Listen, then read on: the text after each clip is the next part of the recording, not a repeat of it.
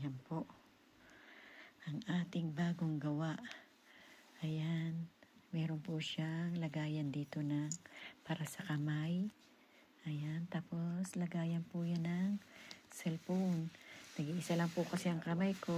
Wala po kasi akong stand. Ayan. Wala pong stand kasi si Tita Amy. Ayan. Ayan po. Ayan. Ayan po. Ayan. Ayan po. Ayan. Nagaya ng Tita Amy na cellphone. Ganda po yan. Ayan. Ayan po. Ay, nalalaw. Ang hirap ng isang kamay. Ayan po, lagayan ng cellphone.